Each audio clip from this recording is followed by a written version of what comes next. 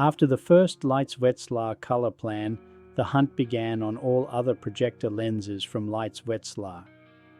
This is the second lens and again an excellent sharpness even in the corners. I used 3 aperture rings, F2.8, F2.8 and F2.16. Yes, it's true, these are old experiments. In the beginning I didn't have an aperture but used black discs with a hole in them, which is actually an aperture.